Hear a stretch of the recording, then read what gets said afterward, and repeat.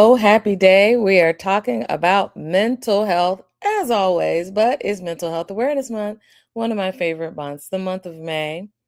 April showers bring May flowers. So we're talking about all the wonderful flowers that May brings along with us. We are all this month going to be talking about mental health from a variety of ways. And we have a couple of segue sessions because these were topics that kind of meandered over from April, which was Autism Awareness Month, into May. And so one of our topics for today was, what do I do when I have clinicians on the one hand telling me one thing, and then parents on the other hand? How do you deal with that dual reality? So this started out as a conversation about autism, but we're going to move it into general mental health. And then I'm going to pause for a moment, and then we're going to pick up on one of the topics that we were going to start with today, just so we don't fall behind, and that's on anxiety disorder. So let's talk about when parent thinks one way, but a clinician thinks separately. And I've already given you my testimony about the fact that my son's developmental pediatrician in December of, gosh, whatever year it was, 2011, said, "Yeah, I'm pretty sure your son is on the autism spectrum." And it took me, and I was like, "Nope, don't think so." It took me a whole 6 months into 2012, I believe, before I was ready to start the process of learning as much as I could about autism and parenting with autism. So it's a real thing. So I'm a professional, I'm a psychiatrist, but having my own child with autism, that kind of gave me some pause because I was thinking about all these other diagnoses and all these other things and hoping that there were some other things that were going on because I knew that there was a limit to what we might be able to do from the autism spectrum, at least at that time, 16 years ago. We make great advances every year, but 16 years ago, there wasn't as much known as there is now. There was more known than there was back in the 1980s or 90s, but still, there was a lot of concern about what next? What's the future hold? Now, I want you to think about that for whatever concern that you have, whether it's diabetes or chronic eczema, dermatitis, esophageal difficulties, or fibromyalgia, whatever it is. If you are a child or if you're a parent of a child, you may look at things from one perspective and it might be quite different than the clinician. Okay, so we're going to talk about a couple reasons why that might be and how to get on the same page, whether you agree or disagree. So, one of the main reasons that there might be disconnect is because the clinician is looking at things from the playbook. If they're psychiatrists, they're looking at the DSM. If they're another provider, they're looking at their provider manual for the different symptoms, the different diagnoses, the different syndromes that might be going on. Whereas you, the parent, you're basically saying, these are the symptoms I see. And guess what? You haven't read the book more than likely, or even if you're a parent like me who's a provider, you might not have read that section or might not see what an outsider sees because you as a parent, you see what you see. That doesn't necessarily mean that a complete and total stranger is going to see everything that you see. So you have to think about the fact that you're coming from two different perspectives, right? And you're trying to come to a meeting of the minds. Not a bad thing, very good thing. It just means that this clinician is coming from their wealth of knowledge, plus what they're seeing in the textbook, plus what they might have seen in their clinic that morning or that week or learned in a CMS conference or CME conference. Whereas you're going from your perspective as a parent, plus maybe some of your anxiety as a parent, plus only the symptoms that you're seeing. Now, the hope is that when you get together, that clinician's knowledge plus what you know about your child and what you're seeing comes to a meeting of the minds, and you can figure out, oh, that's what this is. This is XYZ. This is, oh, this looks like the common cold. This looks like there's a fever and Rye syndrome's going on right now, or there's a new strain of the flu going on. I think this might be the flu, okay? Or this is measles, or this is chickenpox, or whatever. But hopefully that's the main reason for there being disconnect. A second reason, unfortunately, may be that the doctor kind of already has seen so many things that when your child comes in with some things that kind of look like this, they're thinking if it looks like a duck, quacks like a duck, it's a duck. But you might say, well, yeah, it looks like a duck and maybe it quacks like a duck, but pretty sure this is a goose, right? And unless you've heard a duck versus a goose, you just heard something quack. Do you really know what it is? So there may be some preconceived notions, some ideas already floating around in this person's head, even before they come in the exam room when they're looking at the symptoms on paper. Nurse says, "Hey, the patient has XYZ," or MA says the patient has XYZ. They may already be thinking that there's one diagnosis. Whereas you as a parent might say, "No, I'm not, that doesn't fit in the box," right? This child isn't fitting the box. They didn't read the book. They're not fitting the idea. And so then there's a disconnect there. Best way to work through that is for you to advocate for your child, share information about your symptoms, share information about what you're seeing. Family history is always great because that can sometimes change your trajectory for things. What's going with other siblings or other kids that they're exposed to? That might change things as well. Last but not least, even if there is a little bit of a disconnect, grace is one of those things I like to see on both the part of the clinician as well as the patient, or the patient's family. You may not know what the other person knows or have seen what the other person sees, but be willing to consider that, hey, even though I think this may be the diagnosis, let's go with the clinician's thought, at least initially. But please feel free to come back and advocate for your child in a day or a couple days or a week or whenever, because if you don't agree with the diagnosis, that's a big deal because diagnosis informs treatment. Say it with me again. Diagnosis informs treatment. If you have a misdiagnosis, that means you might be giving the inappropriate treatment. If it's a bacterial infection, but the parent's like, no, I want a vaccine, or I want a flu shot, that's a no, no, no. Why? Because that flu virus, that flu vaccine, or that flu shot treatment, right? Like a Tamiflu, it's going to do nothing for that bacterial infection, right? You're going to need antibiotics, right? Now, antiviral, antibiotic for the bacteria, BB, right? If it's a bacterial infection, you're going to need antibiotics. So that diagnosis is important. And I really want to make sure that we're getting on the same page, because sometimes there is a reality that there is a little bit of a disconnect. Now, I'm going to give you a fourth option. Hopefully, you can stay within the three, especially if we're talking about your pediatrician, a healthcare entity where it's kind of a closed system, and you kind of only have a few people that you can see, and you want to maintain good collaborative communication. But if something happens where it's like, again, one of those non-negotiables, the provider is just not listening to you, the provider is or the patient's not listening to you and is just not willing to heed any kind of medical advice. You say left, and every time you say left, they're going right. That's where you might, as a patient, have to get a second opinion.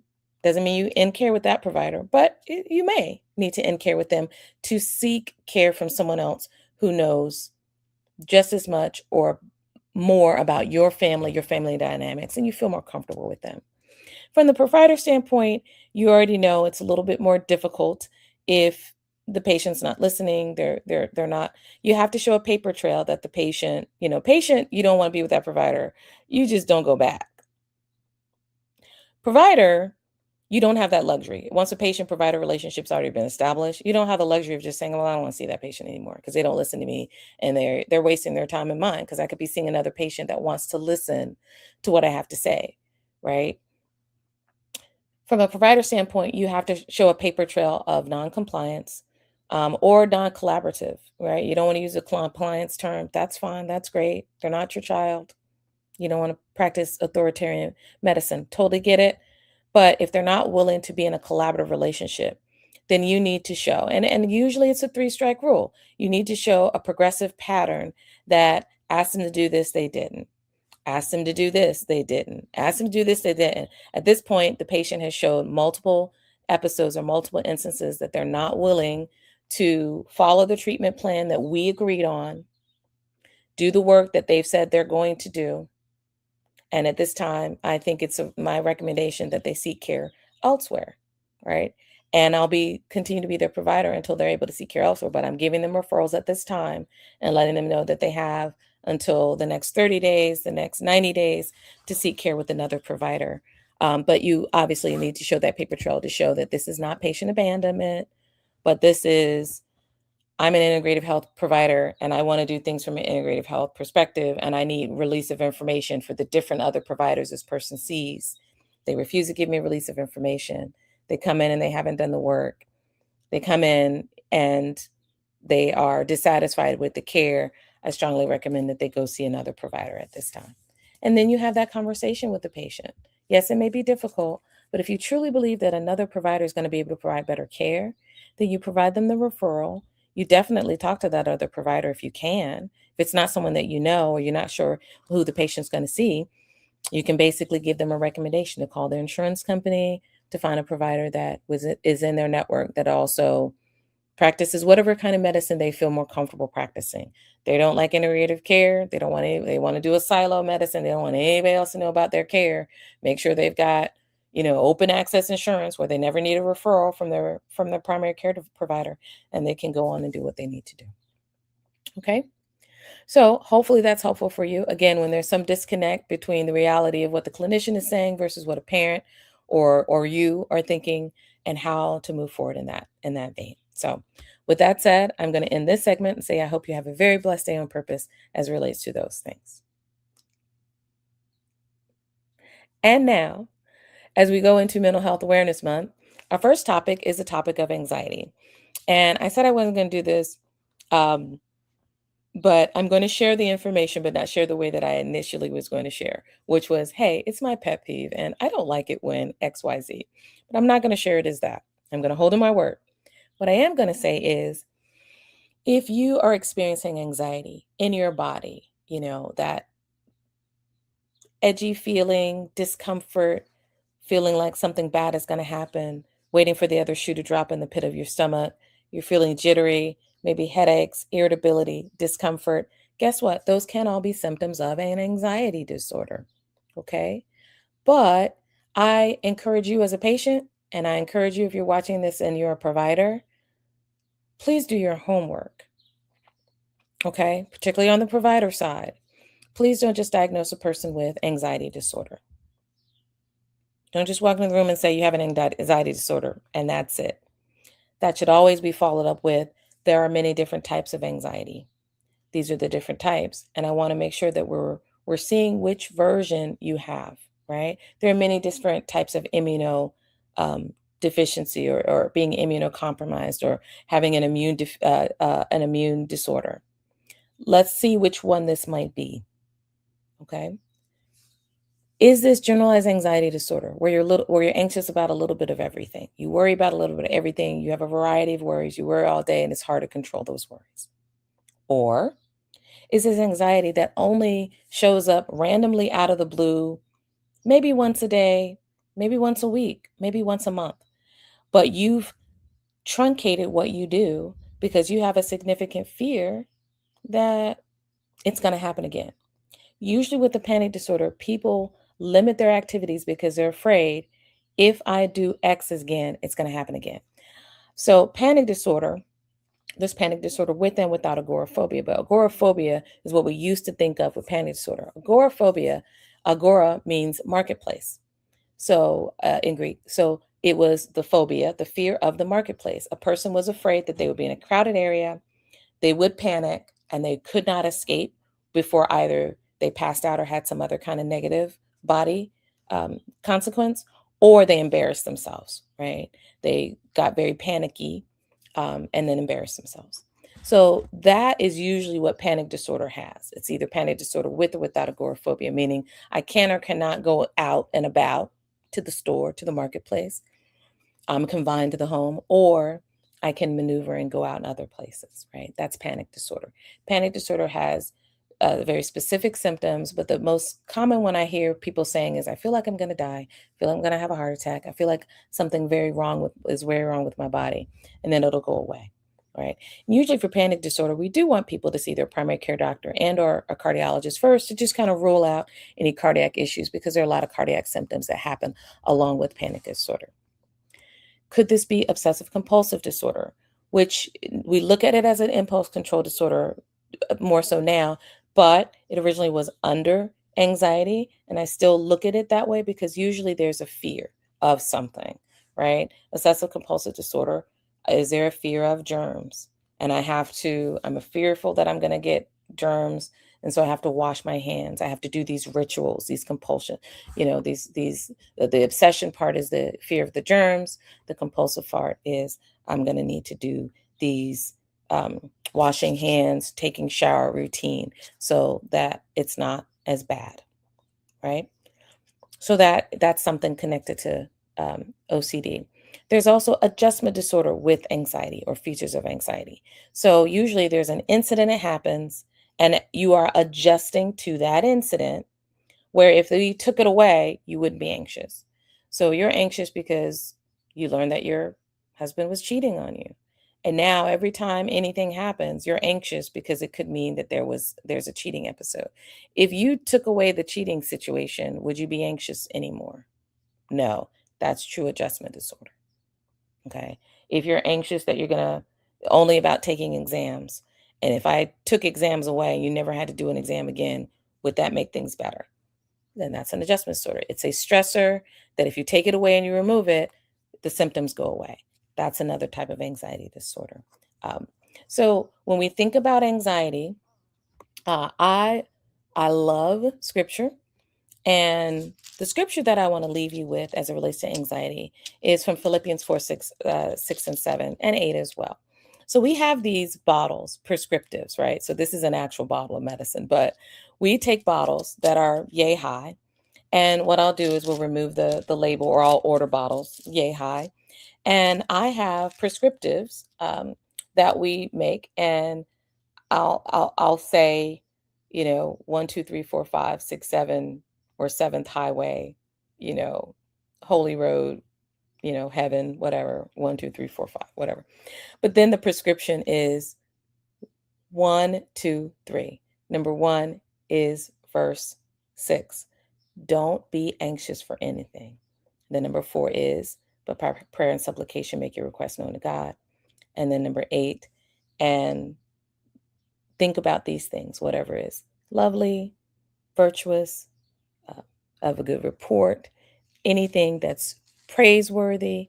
These are the things that you focus on. Okay. That is, I'm sorry, I misquoted verse 7. And verse 7 says, "And the peace of God, which surpasses understanding, will guard your heart and minds." And then verse 8 tells you what to focus on. Okay.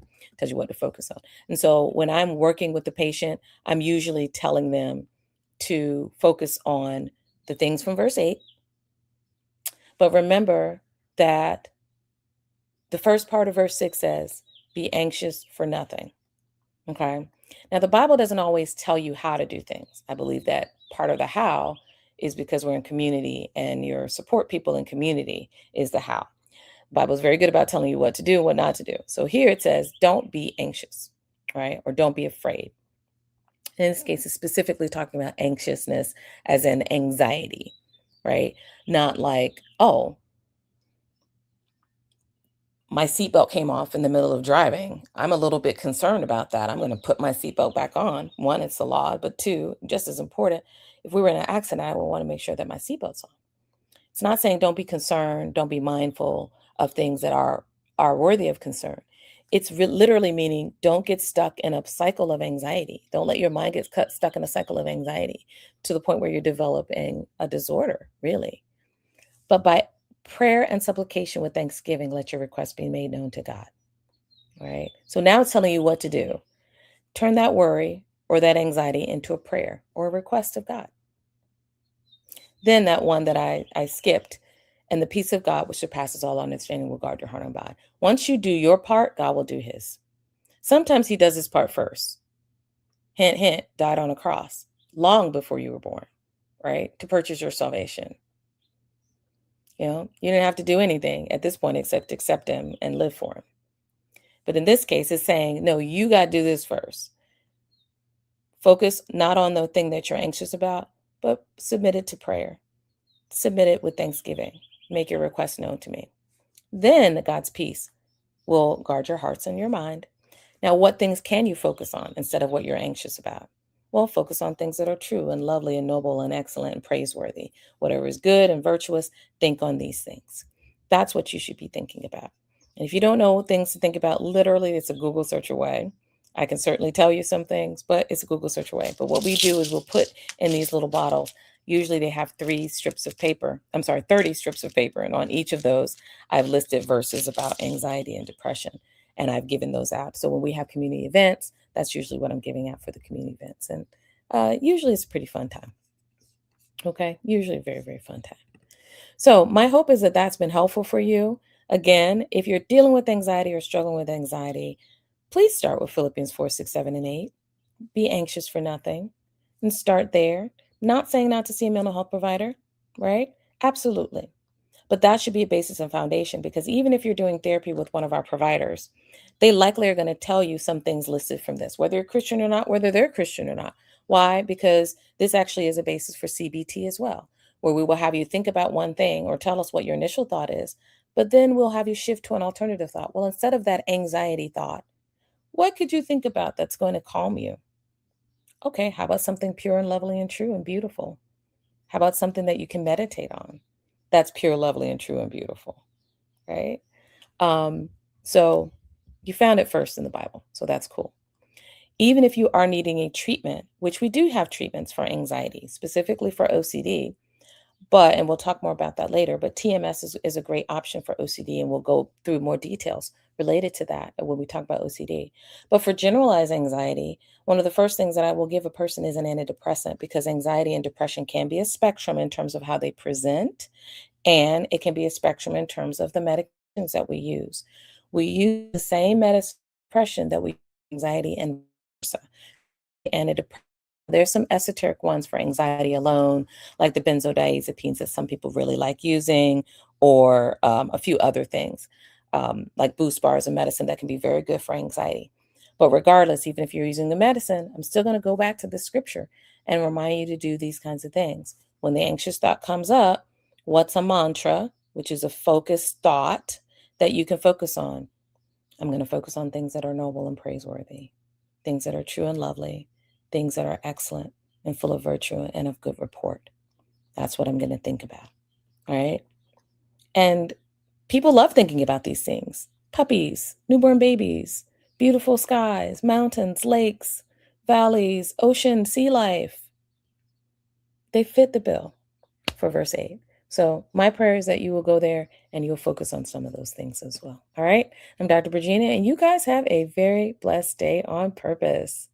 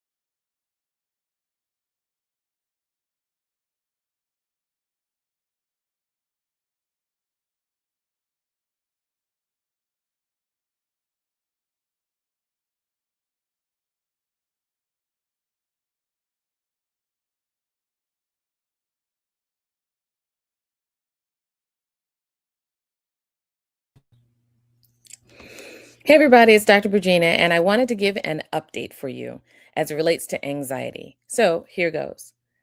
Be anxious for nothing, but by prayer and supplication, make all requests made to God. Then the peace that surpasseth all understanding will guard your heart and your minds. What would you think that you should work on or focus on? Well, you focus on things that are lovely, of good report, of virtue, anything that's praiseworthy, anything that's lovely, anything of virtue. These are the things that you would focus on. Okay. So I'm going to share that again. Be anxious for nothing, but in everything by prayer and supplication with thanksgiving, let your requests be made known to God. And the peace of God, which surpasses all understanding, will guard your hearts and your minds through Christ Jesus. Finally, brethren, whatever things are true, whatever things are noble, whatever things are just, whatever things are pure, whatever things are lovely, whatever things are of good report, if there's any virtue, and if there's anything praiseworthy, meditate on these things. Hi, I'm Dr. Regina with Led Life Psychiatry. I'm a board certified psychiatrist as well as a lifestyle medicine physician.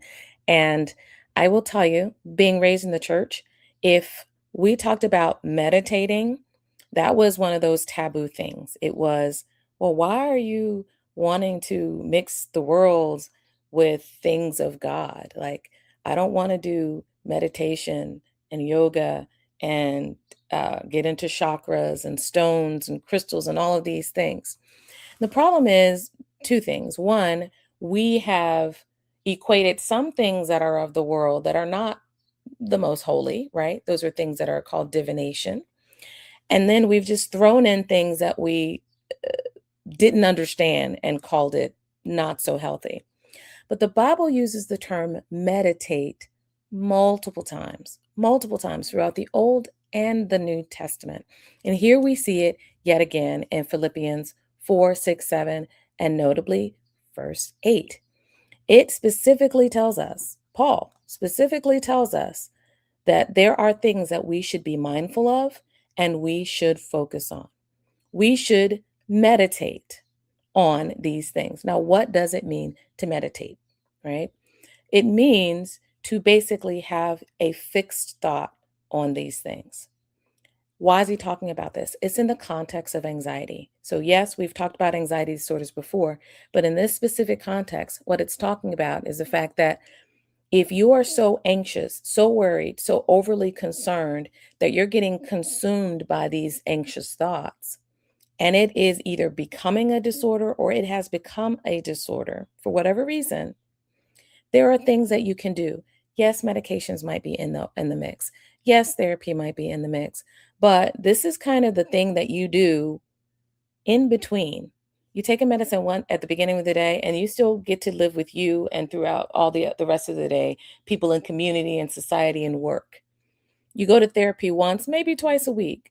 But outside of those 2 hours, you've still got a good 142 hours for the rest of the week, again, to be with you and to be with whoever else is in your space. So during those times, what should you do? The Bible is very explicit about this. Instead of worrying about your concerns, instead of worrying about the things that make you anxious, meditate on things that are pure and lovely, of good report, things that are virtuous, that are praiseworthy. These are the things that you should be doing, right? And it tells us if you do your part, God will do his part. Usually, God has done all the work. The fullness of the major works from a spiritual standpoint, he's already done. Died on the cross, was raised. You believe in him, you're raised, resurrected with him through baptism. You're good. But what do you do in the meantime? The Bible says work out your own salvation. This is a part of that. What do you do on the day to day to day? Bathe everything in prayer, lift everything up as a supplication, as a prayer request to God with thanksgiving, as if you've already received it. Let him know about it, like because he's a good, good father. And then his peace, you did your part, now he does his part. His peace that surpasses all understanding will guard your hearts and it will guard your minds. It'll guard your hearts so there's not this fear and anxiety sitting here, and it'll guard your mind. So there's not fear and anxiety resting here and ruling here. Okay. So again, Philippians 4, 6, 7, and 8.